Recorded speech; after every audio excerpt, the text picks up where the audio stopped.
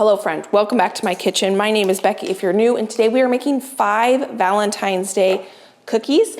I've already made 5 Valentine's Day candies, if you can believe that or not. They're over there on the counter. Tomorrow I'm gonna be going around to my loved ones, dropping off all these goodies. And now that I have the candies done, we're gonna get started on the cookies. So the first cookie that we're gonna make today is a strawberry shortbread cookie that I am going to use some vanilla sugar, and I'm going to use my scale to measure out these ingredients into my food processor, because we're gonna make this shortbread cookie in the food processor. And there, right there, is 100 grams. I'm gonna cream the butter and sugar together.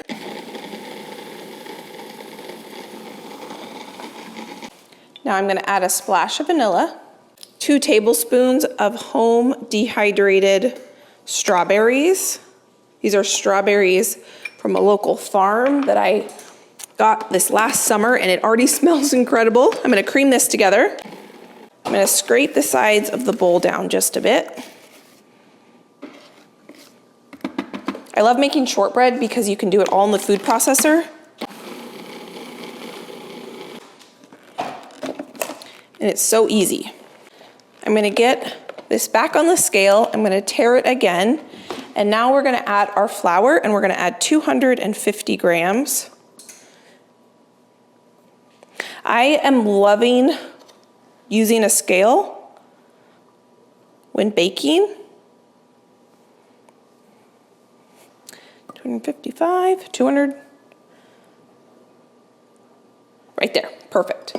Using a scale when baking is not something I grew up using. It's not something that I was used to, but the more and more I use it, the more and more I like it. Now this recipe in particular doesn't call for salt, but I can't make a cookie without a couple little tiny pinches of salt, so we're gonna add that in there.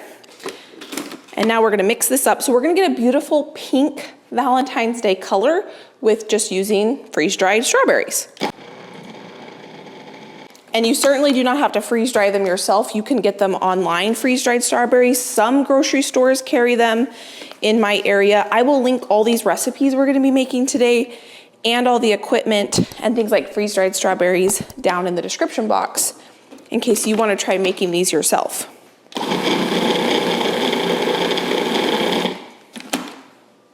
All right, so that is our shortbread dough. You wanna try not to overwork it if you can. I'm gonna keep this out because we're gonna use that quite a bit today.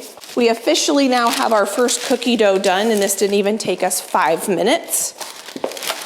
And put a little crease in that just so that sits flat a little bit. This dough though does need to chill for a good while. So I wanted to start with this dough first, so that it could be chilling while we actually make the rest of the cookies. So this is the first dough we're gonna be making, and it's probably gonna be the last dough we bake. And it already smells so good. This is the second recipe today I've used that calls for freeze-dried strawberries. I made Rice Krispie treats with freeze-dried strawberries in them, and they are some of the best Rice Krispie treats I've ever had. So now I'm just gonna press this dough into a log shape. It's pretty soft.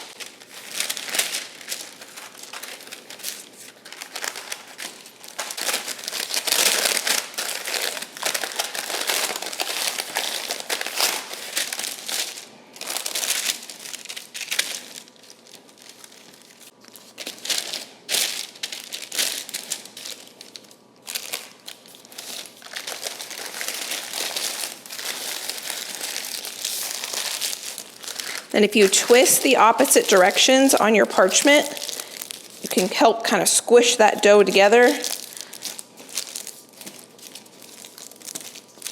Get a nice firm log of strawberry shortbread dough. I'm gonna pop this into the freezer, and while this is chilling, we're gonna get going on our chocolate caramel filled cookies. We no longer need the food processor, but we most definitely need the mixer. So we are going to make the chocolate base for the caramel filled chocolate cookies in the mixer. This has to mix for 8 full minutes. So a mixer would be good. So if you have a hand mixer or a stand mixer, that's gonna be great. And we're gonna go ahead again and use the scale. And when I was making those tortillas, I heard you loud and clear.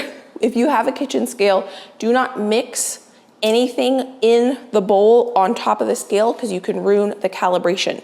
So I will no longer be doing that. I appreciate the tip on that. So the first thing we're gonna do is put butter into our bowl. And we needed 226 grams of butter. This is 225 grams of butter, so we're gonna call that good. I'm gonna tare that. And one reason why I love using a kitchen scale when I can is because you can use the same scoop and just measure into one bowl, and it just seems really easy now. So now we need 226 grams of light brown sugar.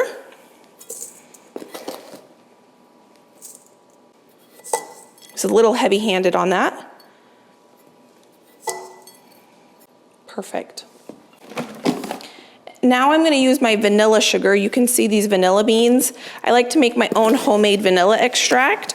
And once I make vanilla extract, I dehydrate the beans and then I throw them in a bucket of sugar, and then I've got vanilla sugar, and this stuff is incredible. I'm going to tare that, and we need 200 grams of white sugar, but I'm going to use this white vanilla sugar. Perfect.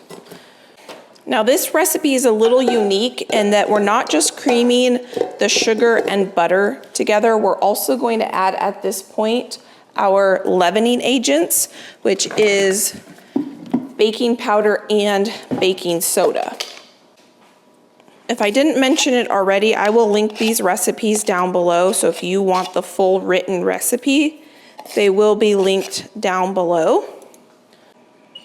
So I just added my baking powder. Now I'm going to add my baking soda, our vanilla extract, and this is what we're going to cream together for 8 minutes.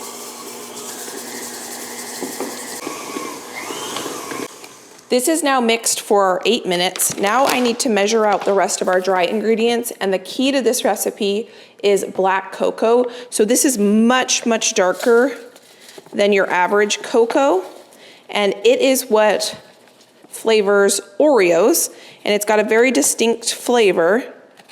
And I got this online, so I can link this for you if you want to try making these cookies. So I measured the correct amount there. It is kind of lumpy, so I am gonna run it through my sieve, and while I'm here, I'm going to go ahead and tare that. And now I need to add my flour to this and get the correct amount of flour. And I'm going to go ahead and sift this. Oop! I had that on ounces, so I want it on grams, and I need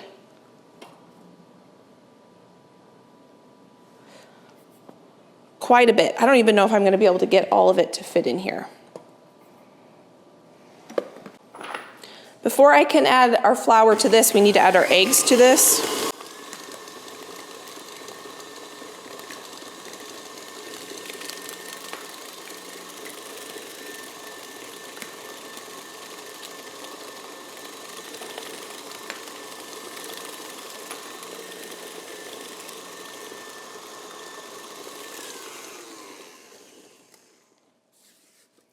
This recipe calls for cold eggs, straight out of the fridge, so that's what I have here.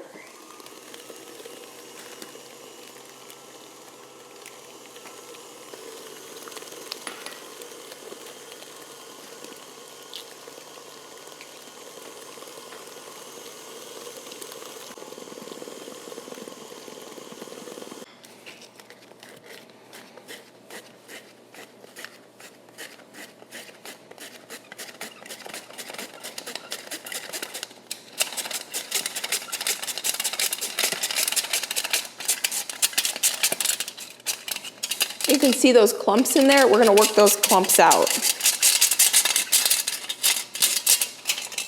This is going to be a pretty large cookie because we are going to stuff them with caramel.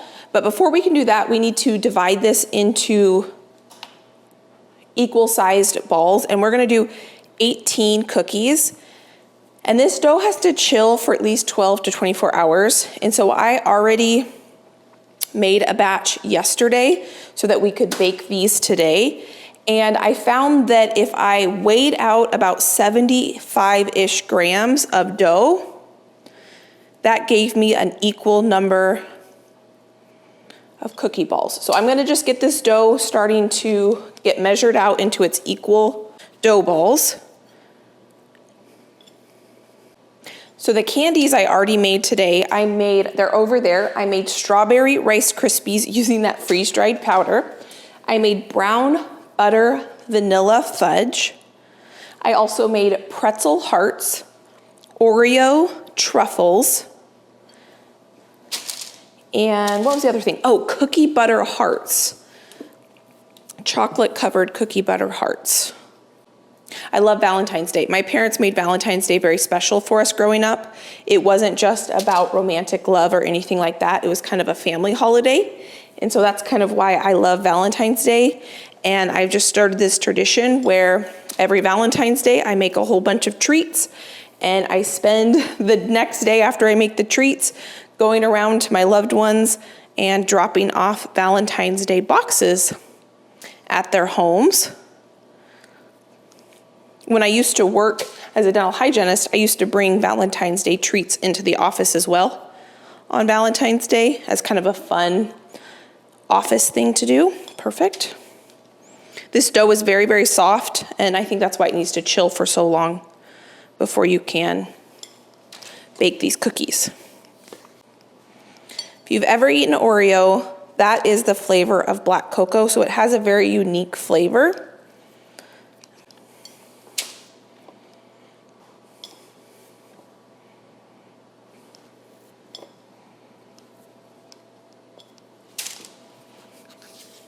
So I have a little leftover cookie dough. I'm just gonna add a little bit of this to each one of these balls.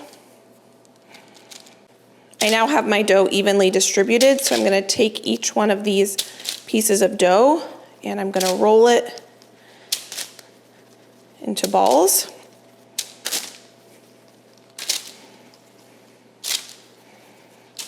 And I'm gonna cover this and chill this for 12 to 24 hours before we do the next step, which I'm gonna show you here in just a second because I have chilled dough already. So let me get this out of the way. I'm actually gonna go put this in the sink, wash this, because we're gonna need this in just a minute. But I can set this aside and we can bake some cookies. We can go ahead and get these baked up because these have been chilling for 24 hours now. And I also have my caramel that has been freezing for 3 hours. So this recipe did call for a very specific brand of caramel. Well, I had to order that online because they don't have it in my store and I wasn't gonna get it in time. So I did some research and I found a caramel that seemed to be a very high quality caramel. So I'll link the caramel that the original recipe says to use, and I'll link this one and we will see just how well this one turns out. So these were in my freezer, that's where they're like this, but before we bake the cookies, we needed to have our caramels frozen for at least 3 hours, which they have been. So now we have our dough and it's firm, but it's definitely workable. And so what the recipe says to do is to break the dough in half, stuff the cookie with the caramel, and make sure there is no areas where the caramel is seeping through the cookie. So seal those in really well. I have never made a stuffed cookie before, so I'm pretty excited to see how well these turn out. So I am gonna need to, what if I put all these cookie dough balls that are not stuffed over here? I have my oven preheated to 350, which I believe that is what the recipe says to bake these at, and I just double checked and it is.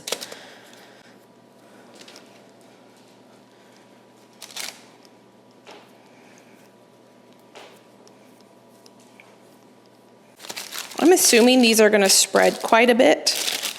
I just grabbed a new cookie sheet. As I make these, I'm gonna get these on here. I'm gonna go get these in the oven and I'm gonna bake them for 18 minutes. I think because these cookies are so big, I am only gonna cook one cookie sheet at a time just so that they bake evenly in the oven. So I'm gonna pop these in the fridge until these ones are ready to go in the oven. They have all been filled with caramel. And then we're gonna get going on our red velvet white chocolate cookies next. For these cookies for Valentine's Day, I really tried to find cookies, let me get this in here, that were gonna kind of self-decorate themselves, meaning I wasn't gonna have to do a bunch of frosting or anything like that. Just as soon as they came out of the oven, they would be beautiful and festive just the way they were. That's why I chose red velvet, because I thought it would be really beautiful in the cookie box with the candies and it wouldn't be a ton of work decorating. And I thought that this black cocoa would add a nice contrast, even though I wouldn't say that these cookies necessarily scream Valentine's Day, except for the fact that they're gonna be decadent. Chocolate and caramel are delicious on Valentine's Day, so why not? And I thought the dark cocoa would be a good contrast in the box. So in the fridge these go. I do have a timer set, but I also turned the light on so I can keep track of these cookies. Dark cookies like this are always the hardest for me to bake because they're dark and it's hard to know when they are done. So I am relying pretty heavily on the cook time. And that's another reason why I wanted to just put one cookie sheet in here at a time, because I thought it would cook a little bit more evenly. And then a question I get asked a lot is, why don't I use this oven down here? Does it work? And it does work, but I've got a bunch of pots and pans and cast iron in there, and that kind of is why I don't use that oven very often. I just rinsed out my bowl and my paddle attachment so we can get going on this next recipe. And this is a perfect example of what I mean by a cookie that doesn't have to be decorated. I knew I wanted to make a red velvet cookie because I thought that would be really beautiful in my cookie box.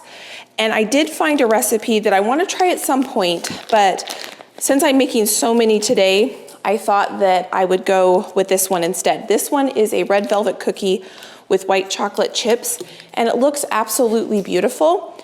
The other one I found was a red velvet stuffed cookie, and so you made a frosting and you stuffed it with a cream cheese frosting, which I think would be really delicious and beautiful as well.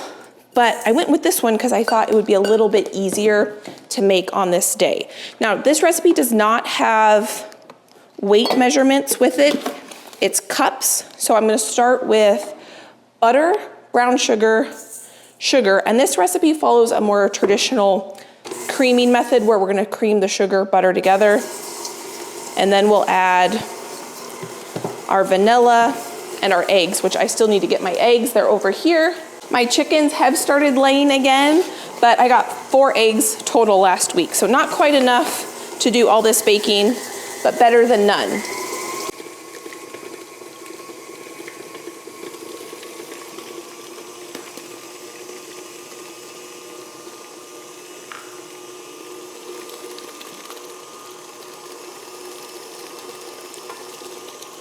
Now I'm gonna measure out my flour, and many of you guys had recommended when baking and not doing weights, the proper way to measure out flour is to scoop it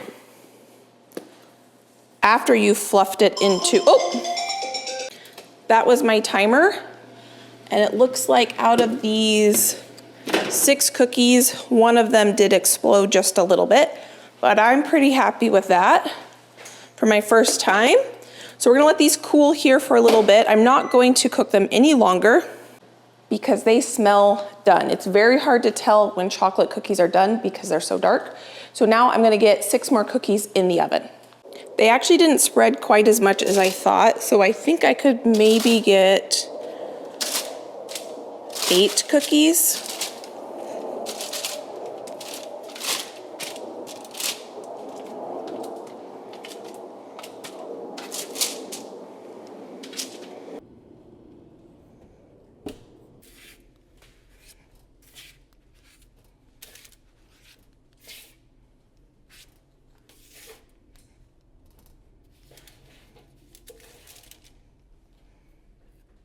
So I had added 1 cup of flour, so we need 1 more,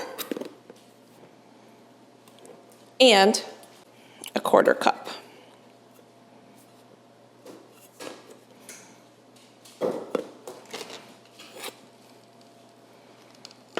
Now I'm going to add my baking soda, salt, and then I think I'm missing the cocoa powder. I knew I was missing something. This is what makes red velvet is it's actually chocolate, and you can see the difference. This is regular cocoa powder and it's much lighter than the black cocoa powder. We need a 1/4 cup of cocoa powder. And then the other thing that makes red velvet is red food coloring. And I found this brand, actually my sister found it and told me about it. It's Watkins and it has no artificial dyes in it. I think it uses a vegetable juice to dye it red. So I can link this down below if you want to try, I've never used it before, a dye-free food coloring, and we need 1 tablespoon, which is probably this entire bottle. So I don't quite have a tablespoon, but we'll just use the whole bottle. I'm gonna pour that in there. I think I'm gonna take just a little bit of vanilla extract to kind of loosen up the rest of that and pour that in there. Then I'm gonna put this right in my dishwasher because I don't wanna get this on everything. And then I'm gonna turn this on and mix this together.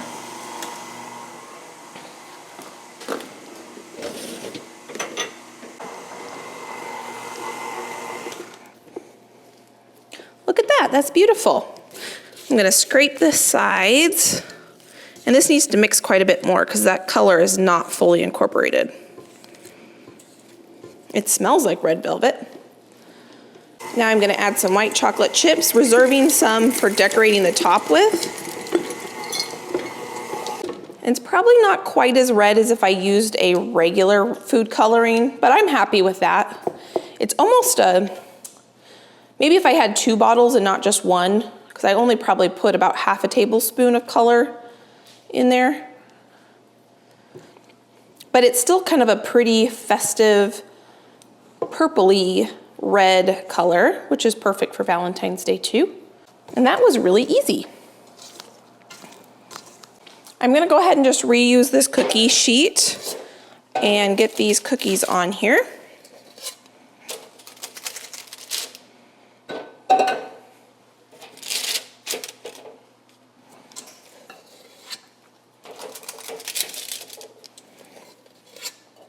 The trick, if you want your white chocolate or chocolates to show up in the baking,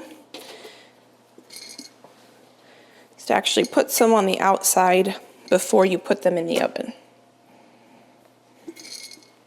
I'm preheating this oven to 350 as well. I've just started recently taking the time whenever I make any sort of cookie with add-ins to add a few of whatever the add-ins are, whether that's chocolate chips or walnuts or whatever it might be. I take the time to add a few of those add-ins to the outside so that you can really see them pop when they bake.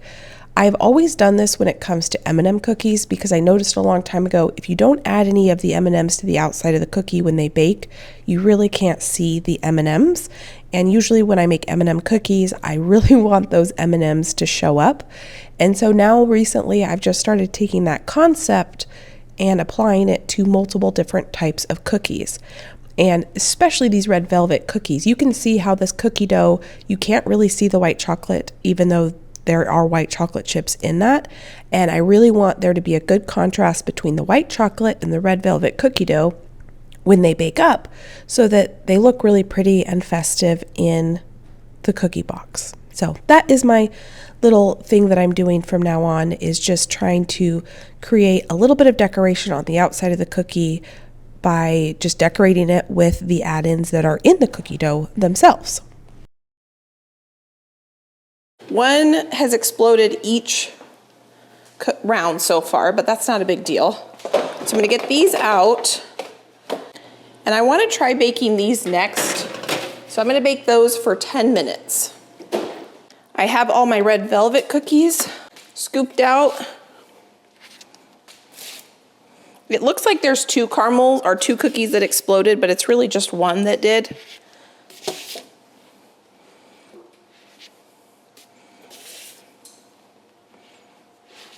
Okay, I'm gonna let this cookie sheet cool, this oven preheat, and then we can get more cookies in the oven.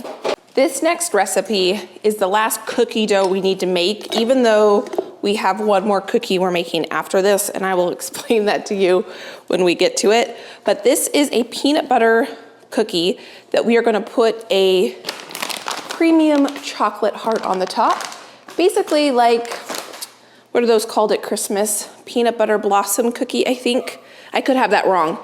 But I normally make peanut butter cups or some sort of peanut butter candy for Valentine's Day, but I didn't this year. And so I wanted something peanut butter and chocolate.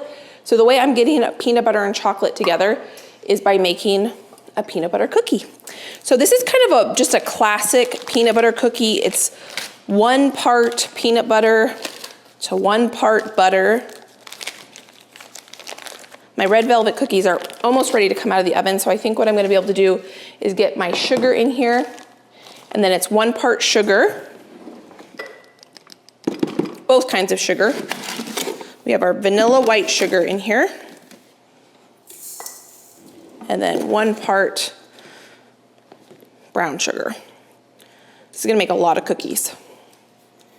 I'm gonna get this creaming together with some salt, and I'm gonna get my red velvet cookies out of the oven. These are perfectly done, and how cute are those? Whenever we get to this point in a big baking day, it feels like musical ovens and musical cookies. I've got cookie dough that's being made. I have cookies in the oven. I have cookies resting on a cookie sheet. I have cookies needing to go into the oven. And it's just kind of the craziness that happens anytime I do one of these big baking days. And it's so fun and so worth it. Now here, I want to say, I think these red velvet cookies turned out so cute. And I do think it was worth that extra step, making sure that we got some of the white chocolate chips on the outside of the cookies. Now that we've got cookies back in both ovens baking, it's time to finish up this peanut butter cookie dough. And this was a fabulous peanut butter cookie recipe. And I liked it because it wasn't super dry. And this recipe did not call for weight measurements, and so I did use my cups and spoons to measure out the ingredients. But when it comes to measuring flour, I think it is key to do that step where you fluff the flour first, and then you use a scoop and scoop the flour into your measuring cup, level it off. That way you're not scooping into the container and getting a compacted amount of flour and adding more flour to your cookie dough than is needed. I think that's when I have tended to get drier cookies because there's more flour and so they're just drier. And so it's really helped doing that technique and getting a better texture on my final cookie by measuring it out that way. And that, my friend, is our last cookie dough. Even though we have one more cookie we are making today that is going to be in the shape of a heart. Just a good old classic peanut butter cookie. I'm going to pop this in the fridge for a little bit while we bake the rest of the cookies off before we start shaping this because I'm out of cookie sheets. Our shortbread cookie dough is nice and firm now. It might be a little too frozen. We'll have to just cut into it and see. The final cookie that we're making today needs to bake at 400. This is supposed to bake at 350. So I have all the red velvet cookies out. I have my last chocolate stuffed cookies in. I think this is going to be a little too frozen to cut into it, but let me grab a knife. I have 2 different style knives. The first one is a serrated knife. I'm just cutting the end off because that was kind of misshapen. I think I'm just gonna let this cookie dough sit here for about 10 minutes while I go ahead and prep our chocolates. So we're just gonna put that aside. I need to unwrap these chocolates.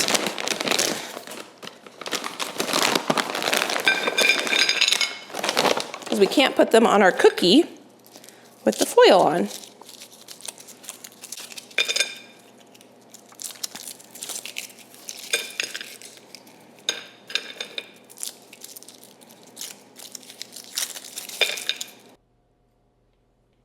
Chocolates are peeled. Now I'm gonna start baking off some of these peanut butter cookies. I don't think these are gonna spread quite that much, so I'm gonna put a few more in on each cookie sheet. I think I'll do a 4x3 grid.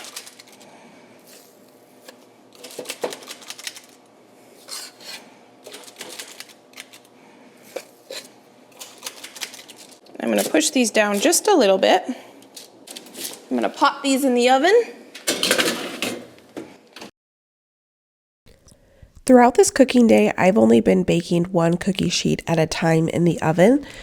It just was easier for my brain to just have one cookie sheet in there for the amount of time it needed to bake, instead of having to set my timer halfway through rotating the cookie sheets so that they would have an even bake. I just decided, for my own sanity on this day, one baking sheet in the oven, set the timer for the correct amount of time, and then I could just kind of set it and forget it until my timer rang for them to come out of the oven. I have peanut butter cookies in the oven, and now we are gonna make strawberry palmiers. Let me get this open real quick. I'm probably butchering that. I usually make these with cinnamon and sugar, but I am gonna make them with freeze-dried strawberry powder today and kind of do an experiment and see if this works. So first off, on my cutting board, I'm gonna lay down my vanilla sugar, which is decadent and delicious. And this is puff pastry that is store-bought, but it's made with 100% butter. And you can make palmiers using homemade puff pastry, and I've done that before, and they're absolutely beautiful, decadent, and delicious. But today, we are gonna make them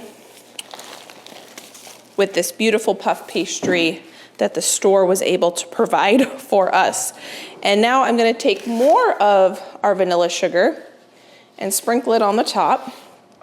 And I'm gonna take a rolling pin, which I have not gotten out yet.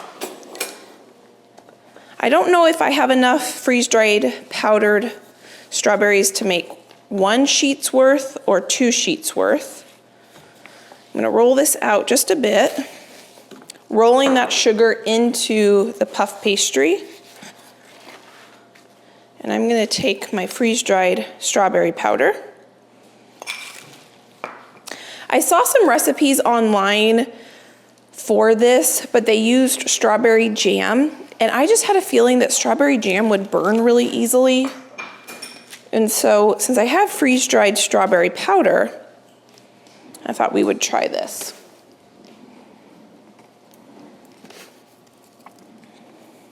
You can make these savory by using pesto. You can roll ham and cheese in them. Makes a really good appetizer. I think that's good. So now how we're gonna shape these into a heart. So I'm gonna fold it in halfway, and then on top of itself.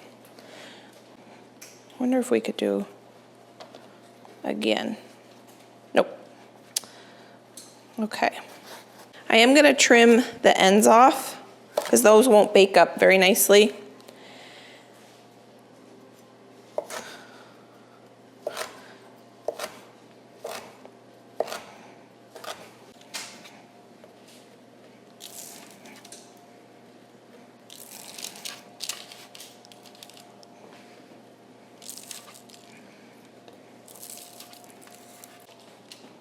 I'm gonna pop these in the fridge until we have oven space to put these in the oven. So it looks like I have enough freeze-dried strawberry powder to make one more roll. And my peanut butter cookies are done. So let me grab those out of the oven real quick before I finish rolling out this second pastry. Oh yeah, those are done. So these need to cool a little bit before we can put the hearts on, or they will melt. I've got another cookie sheet over here done. These look like the perfect peanut butter cookies. I need the oven at 400 for the palmiers and 350 for the shortbread. I don't have any more of the peanut butter cookies scooped out. So I'm running out of cookie sheets. How am I running out of cookie sheets? Because I have a bunch of candies on my cookie sheets and cookies in the fridge. So let me let those cookies cool for just a minute so we can put the chocolate on them, and then I can roll out some more peanut butter cookies. Our shortbread are almost ready to be cut.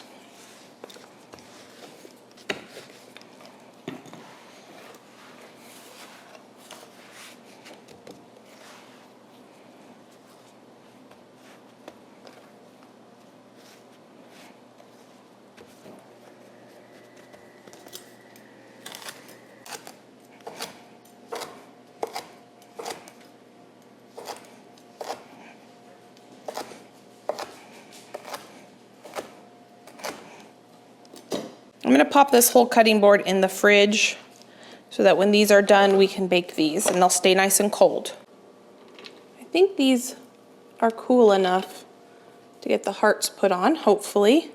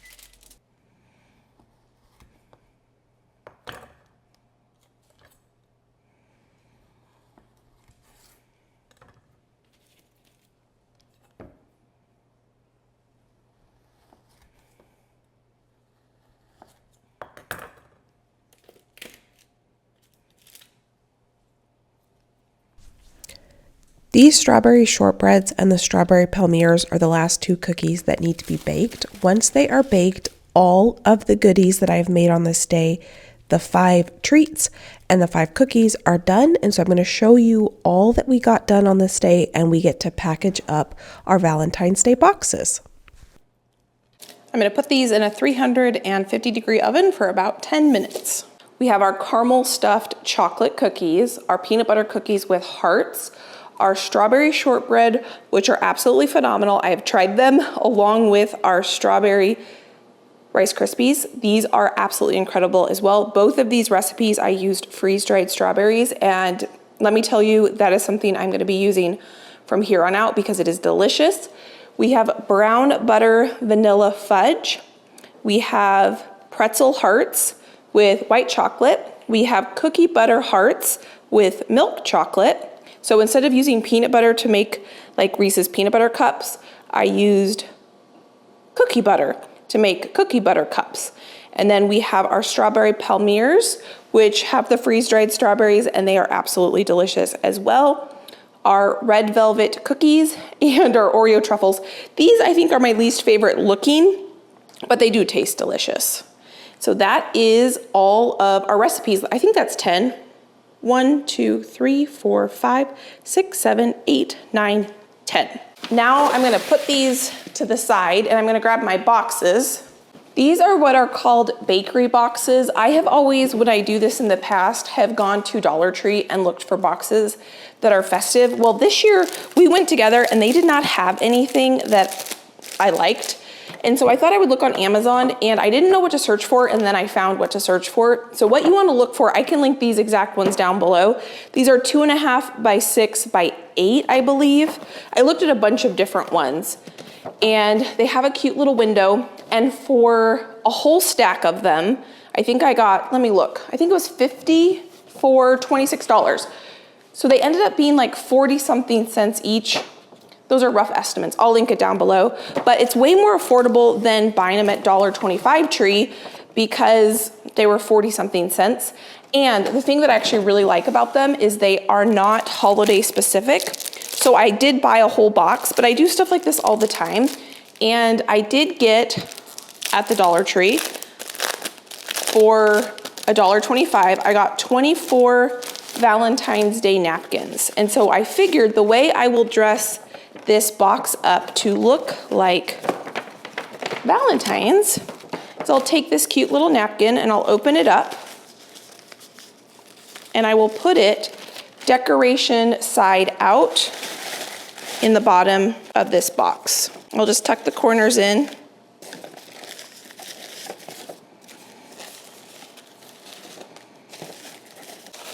So these come flat in the mail and then you just put them together. They come like this. A whole stack. I got a whole stack. So you'll see me use those throughout the year. These worked out absolutely perfect. It did take me a few minutes to figure out how to get the boxes into box form instead of flat, but once I figured that out, super easy, straightforward, and I'm so glad that Dollar Tree did not have what I wanted because I'm really excited about being able to use festive napkins and these white boxes throughout the growing year, I'm in garden mode, throughout the year, you know, when I want to make a bunch of festive treats. So this worked out great. So I end up doing kind of an assembly line. I assembled all the boxes and then I stuffed all the boxes with the tissue. I think I had a total of 10 boxes that I ended up making on this day. And then I spent the entire next day driving around town, dropping off these boxes on my loved ones' doorsteps. And it's one of my favorite things to do. And I'm really glad that you were able to spend time with me today while I made all of these treats. Now, I did make a community post on YouTube that asked, if you celebrate Valentine's Day or observe it in any way, what are some of your family's favorite traditions? And if you want to sit down and read some pretty heartwarming comments, I would highly recommend you go over to that post because it was so inspiring reading what you all do if you celebrate Valentine's Day. A lot of the ideas were so incredibly simple and not over the top and just so heartwarming. And I so enjoyed. I spent probably an hour and a half the other night just reading through your all's traditions, and it just really warmed my heart. So thank you everyone who took time to share a little bit about yourself on that community post. So now I go through each box and I'm adding about 2 to 3 cookies to each one. I want everyone to have a variety. That is why I made 10 different recipes on this day.